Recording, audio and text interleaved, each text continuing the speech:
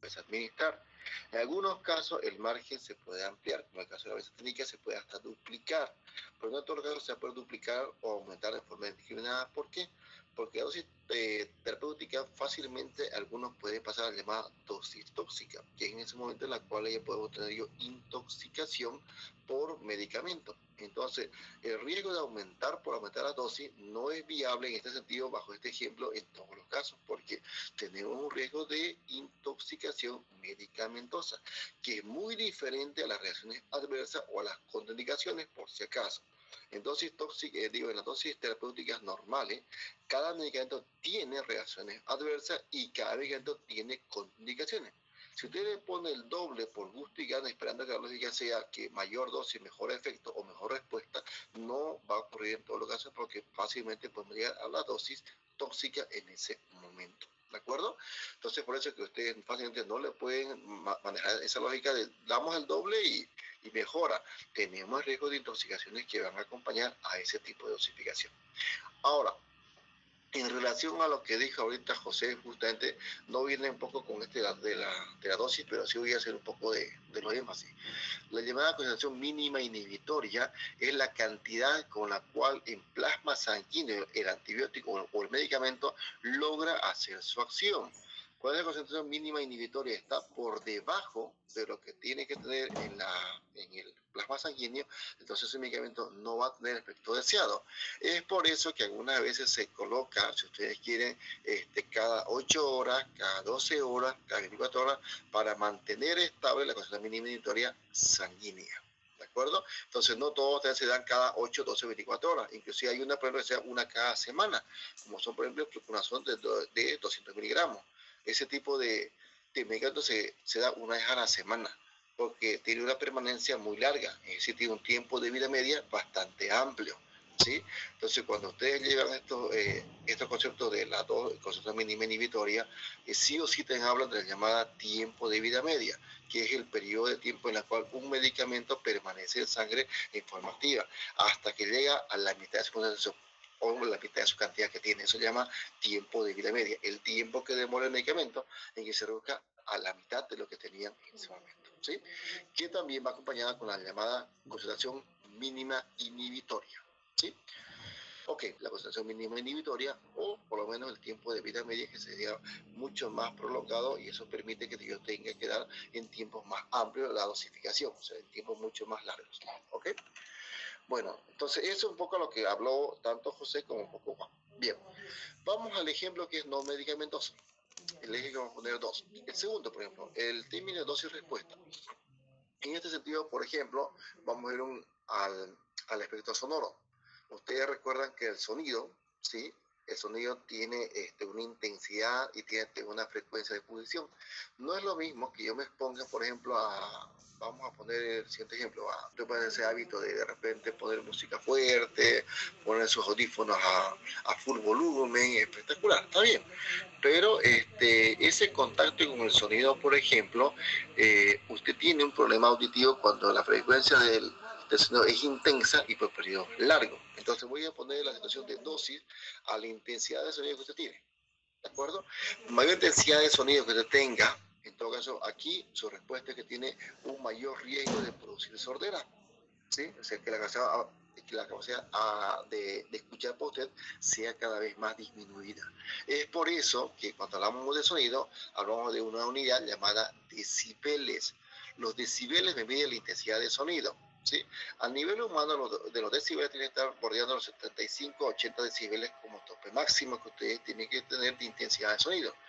Muchos equipos hoy en día ya le marcan para que eso, que no tengan ese riesgo en el problema del sonido, ya les marque un colorcito rojo, inclusive los últimos teléfonos que hoy en día uno tiene, te marca el sonido, te dice sobrepasas el límite, pero eso se refiere por la intensidad de sonido que tú vas a tener en tu auricular, por ejemplo. Entonces, pasado ese límite de los 80 decibeles, tú tienes un riesgo que mayor dosis, o sea, mayor intensidad en el sonido, te produce mayor frecuencia de producir sordera, de perder la capacidad auditiva. ¿De acuerdo? Ni qué decir si usted tiene un ambiente de repente en el cual le gusta escuchar, o sea, con el parlante cerquísima, todo el tiempo, entonces se tiene esa pérdida de sonido parcial. ¿Sí? Eso es parte también de la llamada ergonomía y problemas de salud de tipo ambiental o laboral. ¿Sí? En ese sentido, ¿por qué? Porque obliga al trabajador a tener que ocupar unos llamados auditivos. ¿Por qué? Porque ese problema de tipo laboral en el trabajo ocasiona una enfermedad. Entonces, ese problema, por ejemplo, de sonido es muy común tener en fábricas o industrias, que forma parte de la llamada medicina laboral o también llamada medicina ambiental, que tiene que ver con el cuidado de la salud que tienen los trabajadores en ámbitos de trabajo. ¿De acuerdo? Bien, el siguiente punto, el concepto llamado de reversibilidad. Ya. ¿Sí? Esto acá. Ese concepto de reversibilidad tiene que ver con que si ese factor que está causando el problema, cuando se retira, el problema sigue. Entonces, cuando se retira esa causa probable y la situación mejora, entonces siempre es reversible. ¿Por qué? Porque en ausencia del factor, la enfermedad o está ausente o mejora.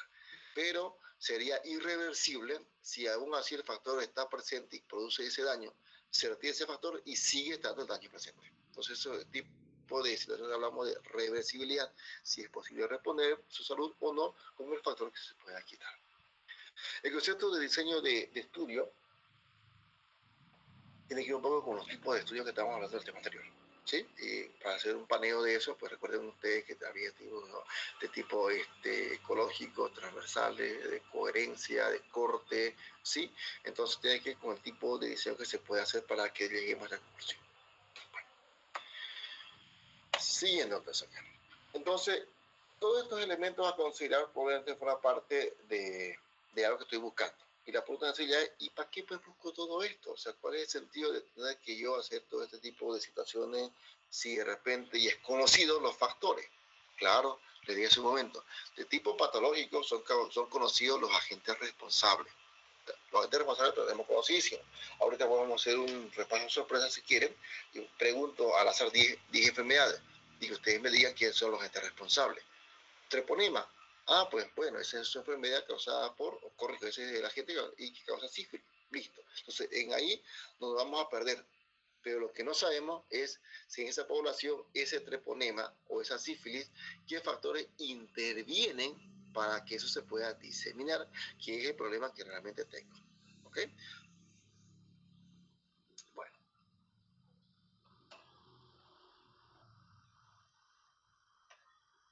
no está duplicado, no está, perdón. Ya. Entonces, si ustedes se fijan en todo caso, vuelvo a repetir, es importante saber los causales, los factores que van a intervenir en este problema. ¿Para qué? O sea, ¿por qué sería importante? Vuelvo a repetir, en enfermedades biológicas no se estudia la causa de la enfermedad que tiene desde el punto de vista de la gente. Ya eso es conocido. Ya eso es conocido. ¿Sí? Osteomelitis, responsable. Tuberculosis, responsable. SIDA, responsable. Faringitis, responsable. Infecciones urinarias, o sea, si nosotros vemos así ese listado de las enfermedades, sabemos de forma precisa quiénes son los responsables de esas enfermedades, ¿verdad? Y si no lo sabemos, pues fácil, te recordamos de lo que llevábamos en microbiología y ustedes van a recordar quiénes son los responsables de cada gente, de cada enfermedad y verán ahí el uno o dos o tres posibles responsables. Infecciones urinarias, dos responsables típicos, máximo tres, no salen de ahí. ¿Verdad? Faringitis bacteriana, un responsable clásico, uno solo, ¿sí? Entonces, pero ya nos damos cuenta de quiénes son los agentes desde el punto de vista de responsables como agente. Lo que va a cambiar en todo caso son los factores que intervienen para que ese agente se pueda colonizar en el medio y pueda infectar. ¿Sí? ¿Alguien se acuerda quién es el responsable mayor de las infecciones urinarias? Por si acaso. Estoy presumiendo que ustedes ya saben. ¿Sí? Estoy presumiendo que ustedes ya saben que se acuerdan. ¿Alguien se acuerda? La E. coli. La E. coli, ya, ¿cuál más? Dijimos dos, máximo tres.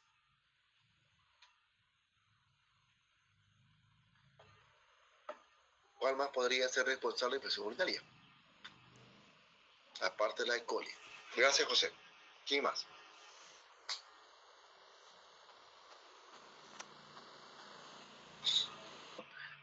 y repasen otra vez. Háganse un cuadro si ustedes quieren ustedes, o un resumen como ustedes vean mejor, simplemente leanlo otra vez, pero hagan énfasis en lo siguiente: enfermedad y agente responsable. ¿Ok? Bien, entonces, supongo que usted ya se acuerda en algo. Si tiene dudas, pues repáselo, porque le va a hacer falta, ¿de acuerdo? Tanto para repaso como para el examen de este tema que vamos a tomar. ¿Sí? Yo voy a suponer que usted esa parte se acuerda, pero vuelvo a repetir, no es complicado, es cuestión un poquito recuerde para que el tema sea comprensible a lo que quiero llegar. Ahora, ya sabiendo ese tipo de situaciones en las cuales ustedes tienen identificado, saber los demás factores, ¿para qué? Para poder hacer esto acá, jóvenes. Esto acá. Para poder llevar a salud pública 1, 2, 3 y ahora comer con la 4, mucho gira en las actividades preventivas. Gran parte de su accionar está dirigida a la forma preventiva. Gran parte de lo que tiene previsto. Obviamente, para poder hacer esas acciones preventivas, no todas se reducen a vacunas, por si acaso. ¿Sí? De las acciones preventivas, algunas son inmunizables y se pueden vacunar, pero no todas son prevenibles por vacunas porque no hay vacunas simplemente. Ya está.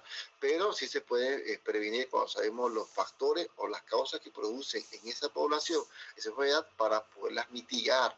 ¿Sí? Aquí el concepto no es erradicar, porque si usted dice voy a erradicar este problema, es mentira. No se erradica este problema. ¿Sí? Lo que se hace se mitiga o se mejora. ¿Por qué? Porque si el problema es de tipo biológico, erradicarlo, la única que tenemos erradicada del mundo, hay una sola que sería la viruela. Es la única que está erradicada. El resto se puede controlar o se puede mejorar. ¿Mejorando qué cosa? Los factores que intervienen. Ya sea los factores, si ustedes quieren, como ser hacinamiento, como ser desnutriciones, como ser hábitos o conductas, pero esos tipos de situaciones que nosotros podemos identificar se pueden mejorar. Entonces el fin aquí es prevención. Entonces, todo esto se hace para poder acciones preventivas más efectivas o más eficientes. ¿Sí? También, ¿para qué nos importa? Para poder tener la posibilidad de hacer un diagnóstico de preferencia precoz, ¿Sí? Tenemos un tema más adelante que vamos a hablar de los llamados niveles de prevención, ¿sí? Que hoy día no está en esta unidad, está en los temas más adelante, está en el tema siguiente o subsiguiente, pero vamos a hablar de los llamados niveles de prevención. Los niveles de prevención se van a tocar que el diagnóstico puede ser diagnóstico precoz antes que la enfermedad se desarrolle, que es lo más ideal. Pero también hay un diagnóstico, si tú quieres, para evitar complicaciones. Tú ya tienes tu enfermedad, pero hace ese diagnóstico con el fin de que se pueda controlar o curar y evitar las complicaciones que estas puedan tener. ¿Sí? Pero el propósito justamente es confirmar esa enfermedad. Y eso son parte del diagnóstico que se vaya a realizar.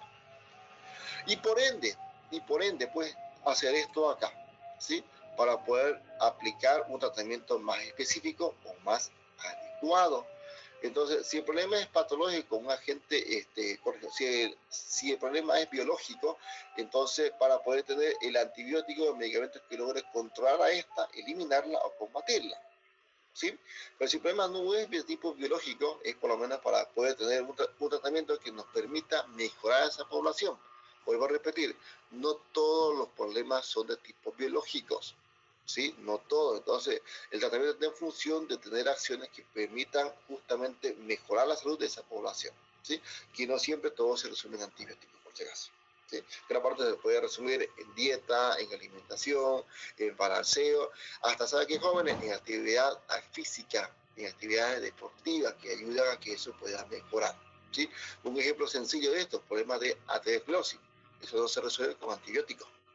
Para nada, para nada. Entonces eso no se resuelve justamente mejorando la dieta alimenticia, mejorando el sistema de eliminación y evitando mucho el sedentarismo crónico. Entonces, esos tipos de acciones por parte del tratamiento es lo que permite mejorar la salud de la población. ¿De acuerdo? Entonces, cuando yo digo aquí tratamiento, culminando por tercera ocasión, que lo vuelvo a repetir, tiene que ver con las acciones que logren curar. No necesariamente son antibióticos o medicamentos en este caso. ¿Ya?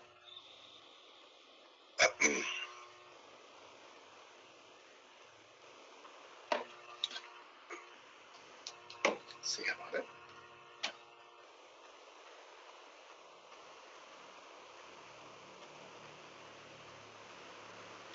Bueno, Y por estas situaciones que acabo de explicar, perdón, esto parece que no lo había puesto, pero está puesto. Entonces, el concepto de causa en este caso puede un poco variar. ¿Por qué? Porque el fenómeno causal no necesariamente se refiere a agentes, por otro lado, no necesariamente se refiere causa a aquella que yo provoco, sino puede ser aquella externa a mí que me provoca más bien a mí, ¿de acuerdo? No necesariamente la causa es la que yo hago o la que yo induzco, es la que también puede mi entorno inducirme a mí. ¿Sí? Entonces, por eso el término de causa no siempre tiene el mismo concepto o la misma importancia en cuanto a cada patología que se tenga. Sin embargo, se puede definir de forma genérica cuando nosotros hablamos de causa o de causalidad, en este caso, es aquellos tipos de factores que favorecen o que permiten el desarrollo de esa patología. ¿De acuerdo? Bueno, esto más avanzo acá y... Uy, es harto todavía. Bueno, vamos a tratar de... No, tenemos, y eso es la mitad. Bueno, vamos a tratar de definir unos elementos todavía. A ver. Les decía hace un momento que no todos tienen el mismo grado de incidencia como responsable. Aquí pero tenemos dos que son muy semejantes entre ellas, pero son diferentes a la vez. Por ejemplo, cuando hablamos de llamadas causas suficientes o causas necesarias. Cuando yo digo, por ejemplo, causa suficiente, es cuando ese factor de forma inevitable produce o inicia ese efecto. ¿Sí? O sea, inevitablemente él lo produce o inicia ese efecto. Eso lo llamamos nosotros causa suficiente. Ahora, cuando hablamos de la causa necesaria, es cuando el efecto no se va a desarrollar si ésta no está presente. ¿Sí? Entonces, el efecto que yo tenga acá no se desarrolla si no lo tengo.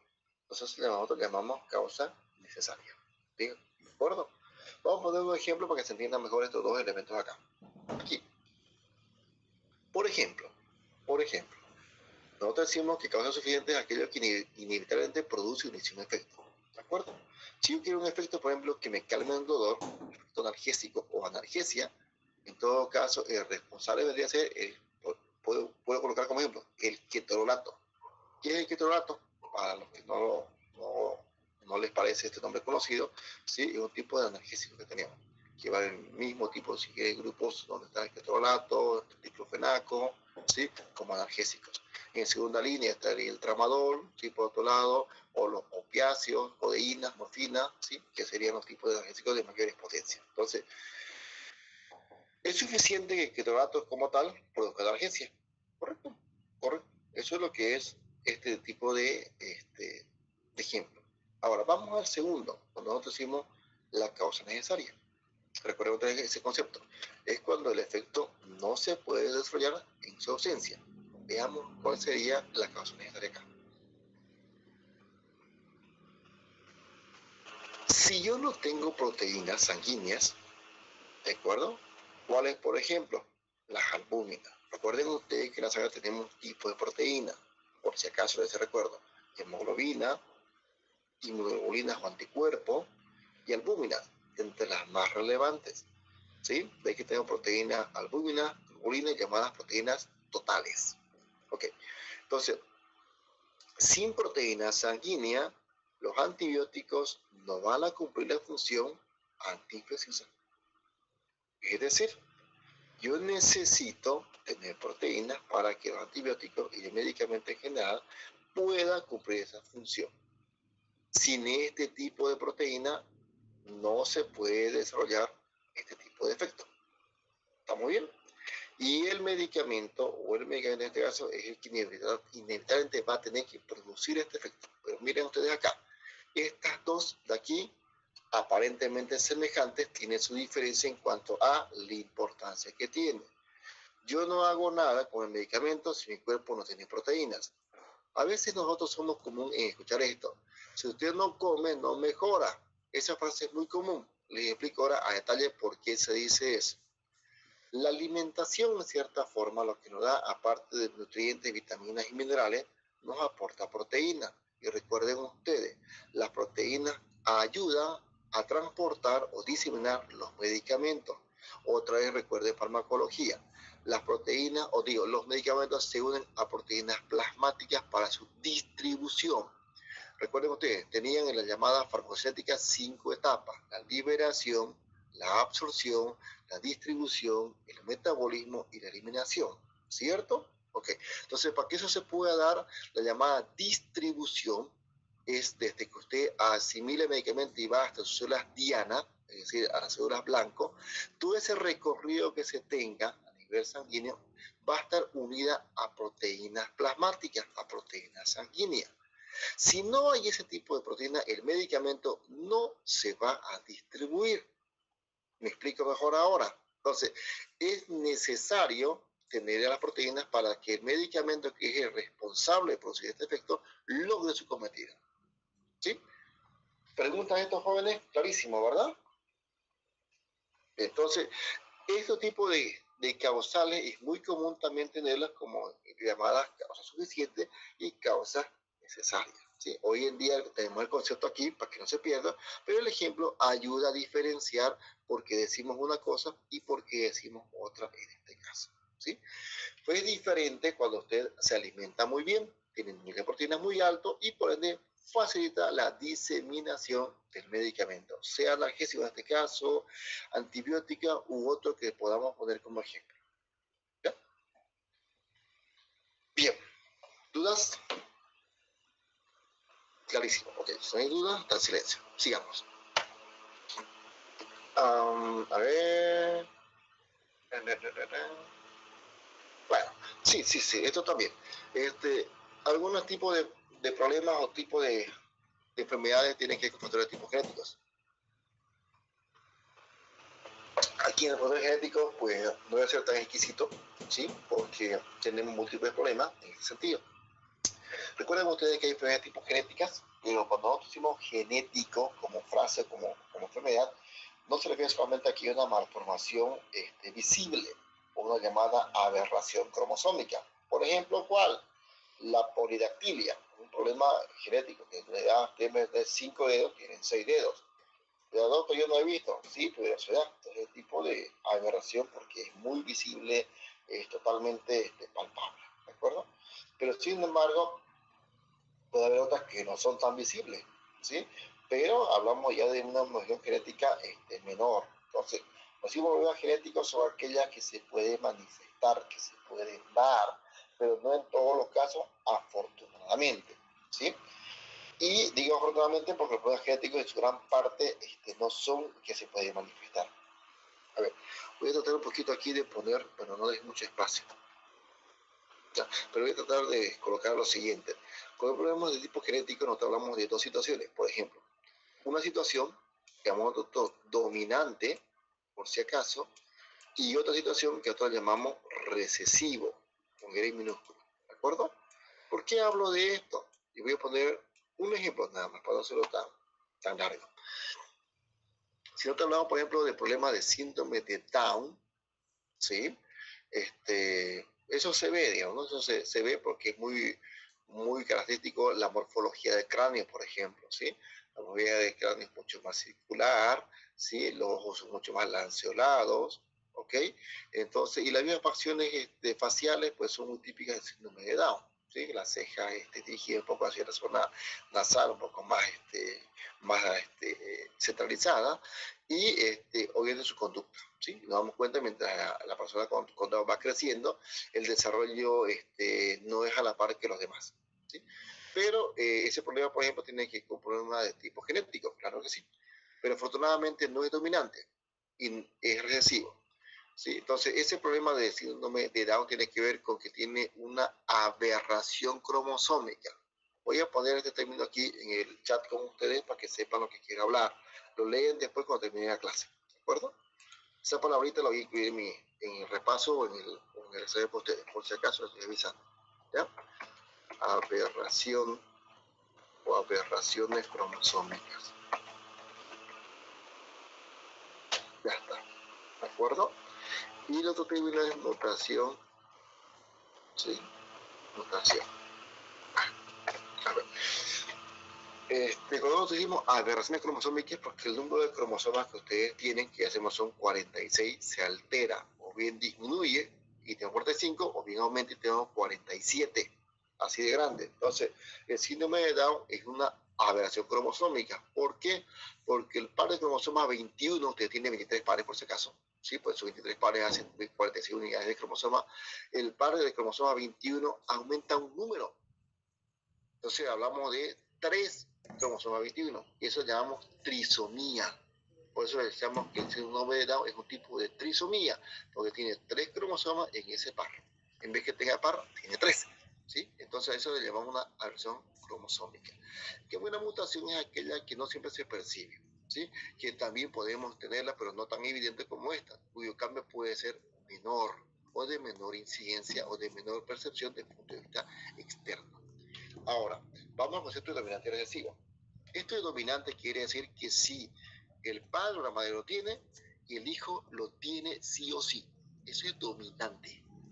En cambio, el recesivo es que si el padre tiene y la madre tiene, el hijo podría tener. ¿Hay diferencia? Hay diferencia. En el primer caso de dominante lo tienes. En el recesivo podrías tenerlo.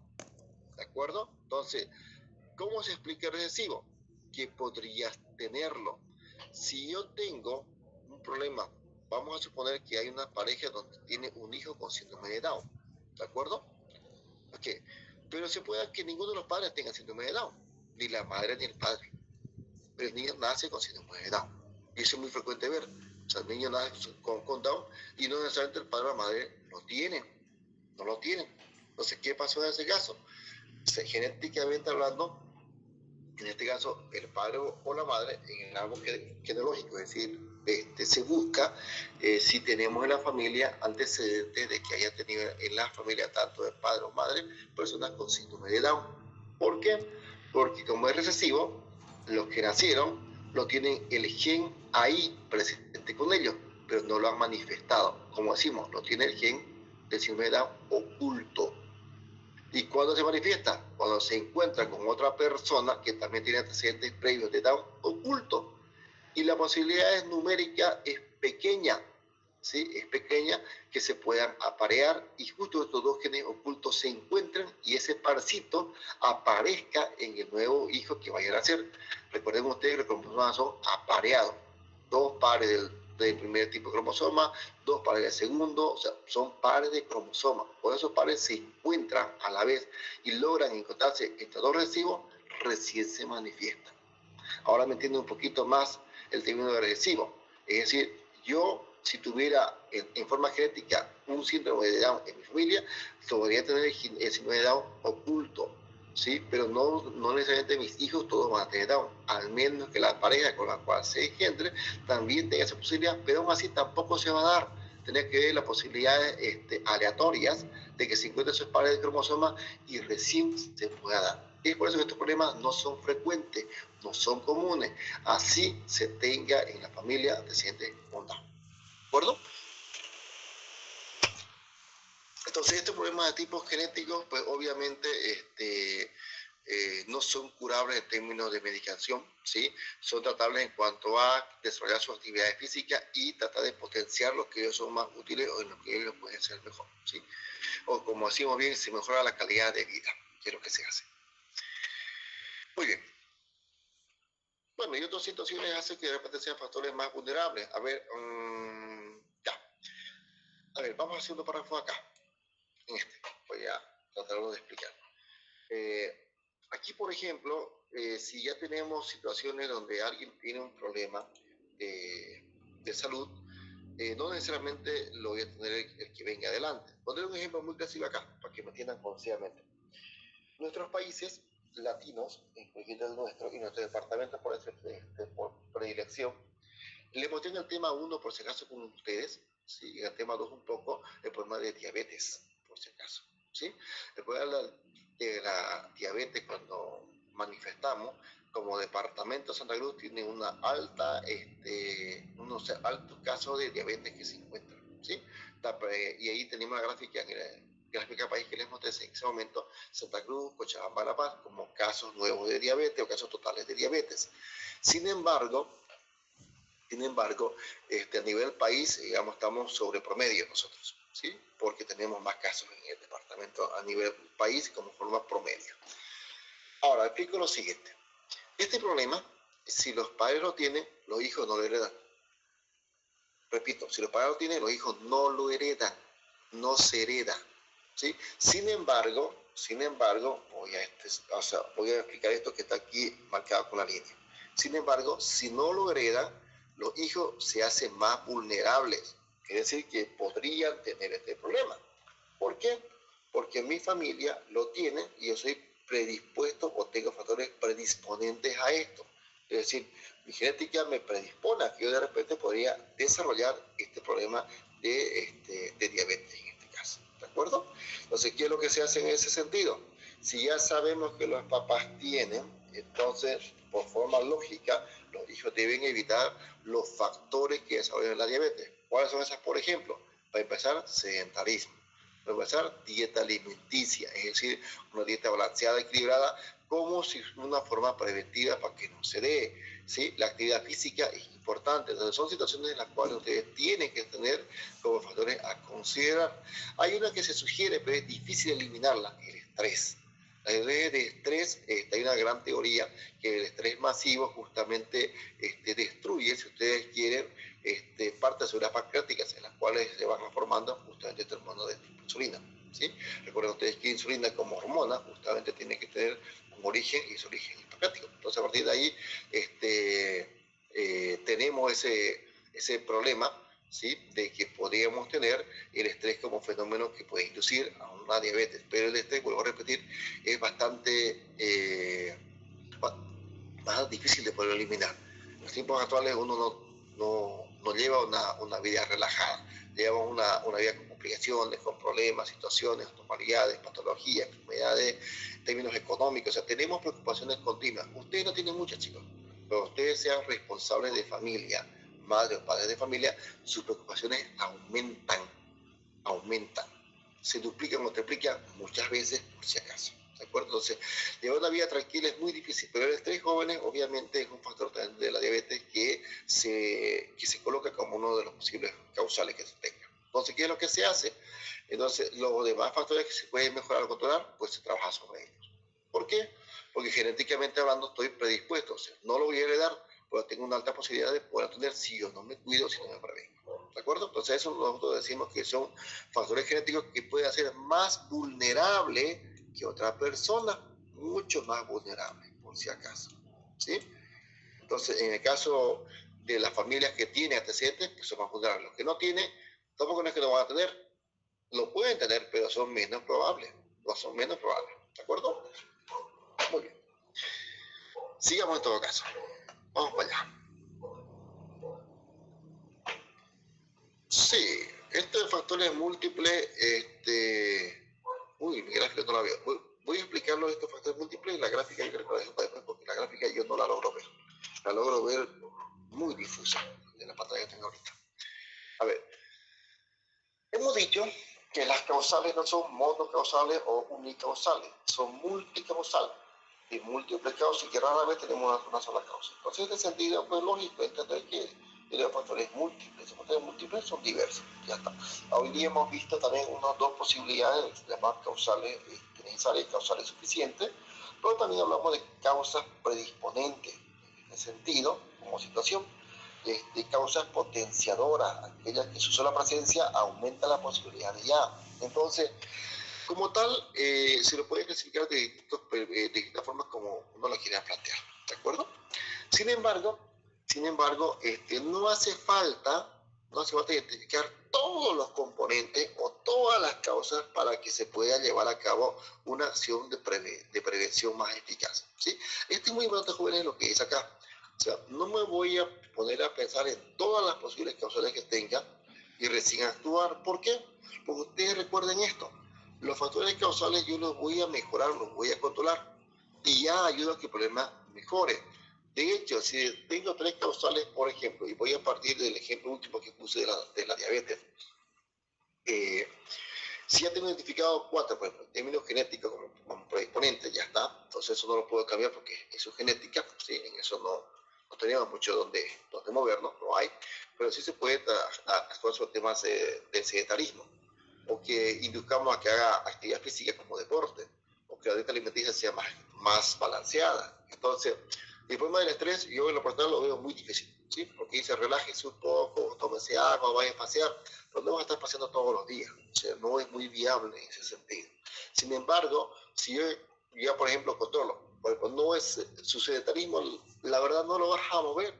Estoy sano, no tengo nada, y así vos lo empujé, y lo empujé, y lo empujé. No va a hacer porque no quiere hacer deporte, ya está, listo, no le gusta Putin. Así tú lo obligues, no le gusta, no le gusta, no le gusta, y no le gustó. Pero si el tema alimenticio se logra convencer de que pueda mejorar su dieta alimenticia, entendiendo dieta que no es que deje de comer, sino que ustedes van a recordar que toda la dieta alimenticia es una dieta balanceada, equilibrada. A eso se llama dieta, de alimentos balanceados, equilibrados. Entonces está bien que se ponga una alimentación rica en fibras, en proteínas, bajas, no decimos nulas, porque igual los carbohidratos nos van a ayudar a que nos den energía, igual que los lípidos. Entonces, bajas en carbohidratos y lípidos, pero muy ricas en fibra y proteínas, por ejemplo. Entonces, ese tipo de alimentación que ya se dé, de ya mejora mucho o disminuye mucho la posibilidad que ese familiar que tiene padres o abuelos con diabetes, pues lo logre desarrollar, porque ya trabajamos en un factor que tenga. El hecho de que trabaje en un factor ya hace que esta persona en parte reduzca la posibilidad que pueda tener. ¿Sí? No todas la va a mejorar porque no todos realmente podemos actuar sobre ella. ¿Sí? O puede pasar al revés, donde la persona pues realmente le guste comer rico. Yo me pongo a pensar en esto, por ejemplo, no sé si ustedes tienen parientes que son y que han vivido mucho tiempo en La Paz. Usted dígale a una persona de La Paz, a un paseño o paseña, no coman fricasé, increíble, no lo va a lograr. Es como usted y yo que digan no coman majaditos picantes. Vas a comer picante majadito porque te gusta. Pero dígale a un paseño que no coma fricasé, es imposible. La verdad, no. Yo no he visto un paseño que no se emocione cuando decimos fricasé, la verdad. No he visto. Siempre se emociona porque es su plato preferido y les gusta. Y para ellos puede ser un problema serio porque tiene mucho nivel de colesterol alto por la grasa que tiene, ¿verdad? Entonces, tal vez su dieta alimenticia no la vas a poder ellos controlar, porque hoy esta es su tendencia. Y seamos honestos, los hábitos de costumbre alimenticia pueden más que la razón de comerla o no comerla. Puede más. Entonces, en ese sentido, ¿qué se puede hacer con ellos? El término deportivo, actividad física, que se logre inducir para que logre por lo menos mejorar. Bueno, pues se mejora el tema deportivo, digo, el tema del sedentarismo, pero no solo la alimentación. Pero ya con que haga deporte, obviamente, seguramente va a mejorar la posibilidad y reducir al mínimo las posibilidades de que tenga este problema. Entonces, a eso se refiere con que no necesariamente hay que trabajar en todas las áreas y que todas mejoren. Aunque una mejore o dos mejore, pues ya es un éxito para que eso pueda tener una prevención más eficiente. Y de eso se trata la salud pública, de prevenir de forma eficiente, de forma precisa, según lo que su población tenga en ese momento. ¿Ok? El ejemplo que está aquí abajo. De ese ejemplo lo tenemos. Bueno, podemos hablar de eso en una tarde entera. ¿Por qué? Porque el término del tabaco, por ejemplo, no es solamente el hábito de fumarlo. Aquí en el tabaco hablamos de los componentes, la nicotina, el fenómeno de adaptación, el fenómeno de tolerancia, ¿sí? que es diferente por si acaso. Cuando decimos fenómeno de tolerancia, que ya su cuerpo lo tiene, lo necesita, ¿sí? Lo necesita, y si no lo tiene, pues su cuerpo reacciona mal. ¿Sí? Y que aquí se confunde a veces con otro término llamado síndrome de abstinencia, que este síndrome llamado de abstinencia no tiene que ver con nada con abstinencia sexual, por si acaso, no tiene nada que ver. El término de abstinencia está en aquellas personas que tienen un hábito de consumo de algo adictivo, como por ejemplo el tabaco por la nicotina. Las personas que fuman todo el tiempo, por ejemplo, tienen un hábito de fumar. No voy a decir esas personas que fuman harto, no, pero tienen un hábito de fumar un cigarrito por día, todos los días puntuales, ¿sí? Entonces, ellos, por ejemplo, tienen ya un hábito de fumar, listo. Pero cuando se corta el cigarrillo de forma brusca, de golpe, como se dice, ese hábito a esa persona lo pone un poco irritable, le hace que un poco reaccione mal. Ese fenómeno de la reacción al hábito de cortar de forma brusca, lo que está ya acostumbrado a hacerlo por un fenómeno de adicción, se llama síndrome de abstinencia. ¿De acuerdo? Y las reacciones ahí son de tipo, a veces hasta involuntaria, porque si el cuerpo le obliga a reaccionar y a buscar. Eso es mucho más evidente cuando ese periodo de habitación es más intenso. Por ejemplo, ves que fuma uno por día, fuma de repente 2, 3, 4, 5. Hay gente que hasta una cajetilla por día se fuma, por día. Entonces, hacerle que cortemos de golpe, su reacción por el síndrome de abstinencia es mucho más evidente que alguien que fuma muy poco. Lo mismo pasa con las personas alcohólicas. Por eso es que es complicado que ese problema de la salud pública del alcoholismo se pueda controlar. Y ni qué decir las drogas de tipo adictivas, las que son por los opiáceos, codeína, morfina, cocaína, drogas, o sea, drogas de tipo ilícitas, a eso voy. Entonces, eso hacerle un problema de mejorarlo, o sea, chocamos con este síndrome de abstinencia cuando ellos reaccionan de forma brusca, muy brusca, ¿de acuerdo? Entonces, es ahí donde podemos de aquí hablar de múltiples cosas, pero no viene al caso, ¿sí? Sin embargo, quiero que ustedes ahora entiendan de que esos problemas, por ejemplo, contribuyen a mejor a que aparezca un problema, ¿de acuerdo? Ahora, ese problema, por ejemplo, no solamente se controla por decirles no o hablarle bonito para que no lo haga. Y el cuerpo humano fue parte de, o sea, ya ese componente es parte de su cuerpo humano y lo necesita. Entonces ahí por hablarle bonito no entendemos ahí. O sea, la gente te va a entender, pero no lo va a hacer porque está habituado a otra forma distinta. Y de ahí las metodologías pueden cambiar, desde los parches de nicotina, puede hablar, por ejemplo, en el sentido de la... Se me fue un nombrecito esto. Ay, los cigarrillos electrónicos, por ejemplo, distintas formas en las cuales al mismo paciente se va reduciendo las dosis diarias de nicotina hasta que se pueda adaptar por sí misma y puede el mismo cuerpo asimilarlo, ya el déficit o la ausencia de este componente para ir lentamente saliendo. Claro, aquí hay un factor más aparte que algunas personas lo toman en cuenta, otros no, y créanme que en muchos casos funciona. Logra el factor teológico, que van a creyentes que creen en alguien supremo y mejora a un ser humano, ¿sí? Factor teológico. Y muchos creemos en eso, o sea, me incluyo. Pero, sin embargo, aquí viene el fenómeno siguiente. La teología aquí en este sentido logra un factor muy importante. Ya le llamamos, si ustedes quieren, terapia, en este sentido, en las cuales la persona busca un apoyo, en ese sentido, para poder mejorar. Pero eso cuando la persona acepta su problema y decide cambiar por sí mismo. Pero fíjense usted aquí, tiene un término sencillo, la voluntad de hacer las cosas, de cambiarla.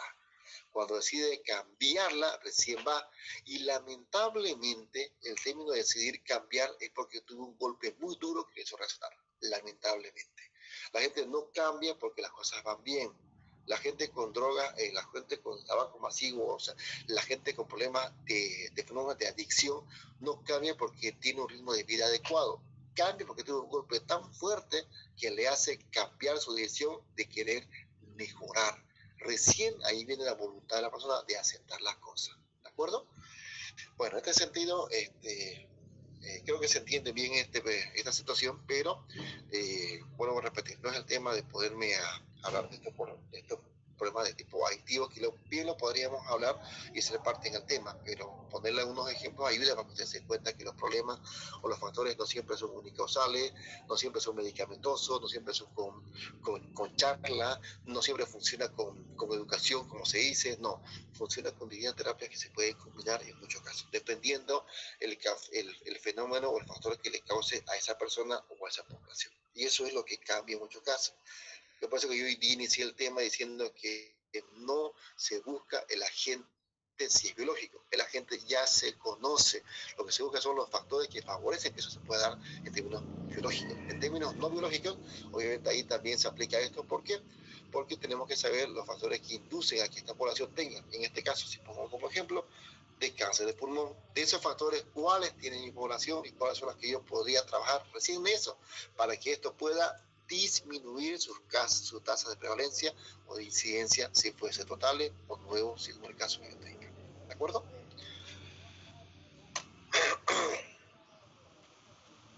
Bueno, aquí estaba lo que le acabo un poco de narrar. ¿De acuerdo? Sí. Bueno. ¿Dudas, jóvenes, acá, por favor? ¿Dudas de todo esto? Después nos vamos a acá. ¿Sí? ¿Alguna? ¿Ninguna? ¿Clarísimo?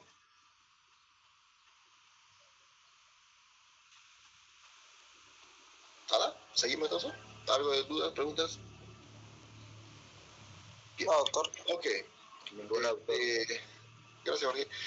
Repasen, por favor, lo que les pedí ahorita. Repasen todas las enfermedades biológicas y su agente responsable. Repásenlo para que podamos... El tema de hoy, vayan repasándolo, vayan estudiándolo para que ustedes tengan... ahorita voy a saber el tema de los repasos. Un segundito. Voy a entrar a la página con ustedes. A ver... Denme un segundo. Mientras hago eso, les pongo ahorita la lista de asistencia que ya está tatuada y déjenme que les ponga el mensaje. Ahí está. A ver. Por favor, anote su nombre, diga, apellido paterno, porque los nombres también, mientras ahorita busco los repasos de ustedes. Un segundito. Eso de algunos quedamos acá.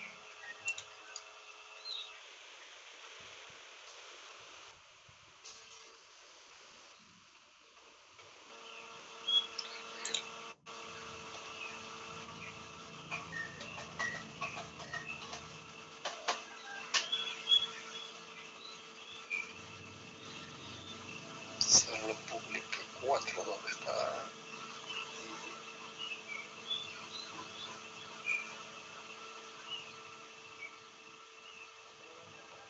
Ya la pegué.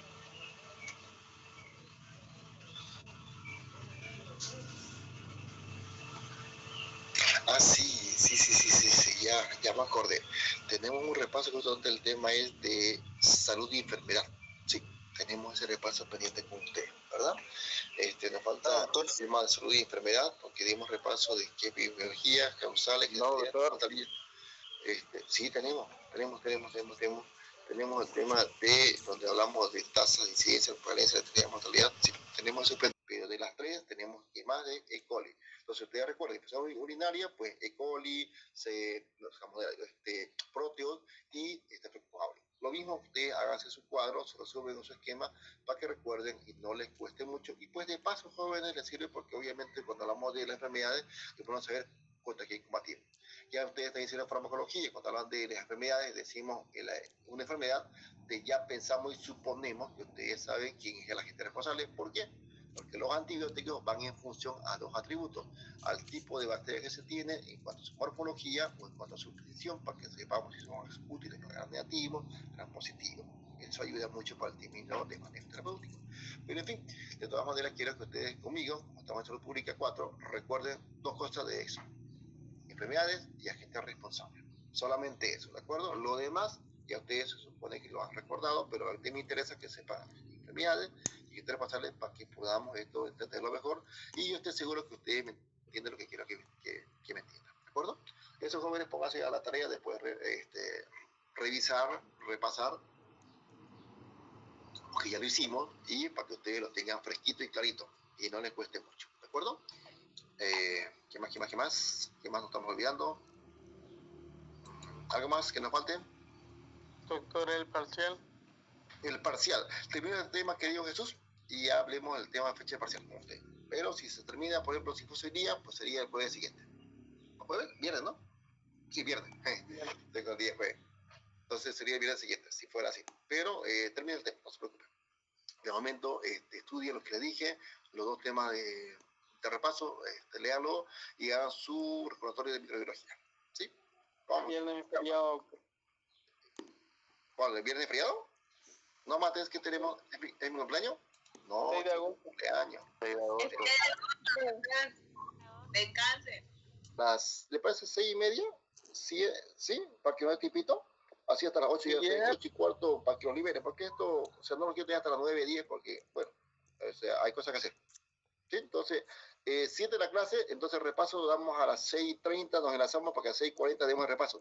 De los dos temas, voy a quitarle uno. Solo te voy a presentar un tema nada más para que tengan mejor oportunidad y le vaya mejor, ¿de acuerdo? Entonces, el tema que voy a preguntar, estoy avisando, tenemos dos tipos de estudio y tenemos salud y enfermedad. Entonces, solo voy a preguntar el tema de salud y enfermedad. Ese tema nada más para hacerlo corto y a dar tiempito. Y así terminamos el repaso y ¡pum! Seguimos con clase, ¿de acuerdo? Entonces así tienen menos carga para que ya vayan estudiando y entonces damos repaso 6:30 en el enlace, a las 7 menos cuarto, hemos terminado, porque no es muy largo. Usted sabe que el repaso es cortísimo, es nomás que me ponga al tanto que la página por usted esté visible y vamos para allá. ¿De acuerdo? Y terminamos el repaso y vamos al tema que es este de aquí, que nos estamos por acá. Ojalá que vemos el día jueves. Hasta las 8:15 yo los libero a ustedes sin problema, no se preocupen. Lo vemos ese jueves.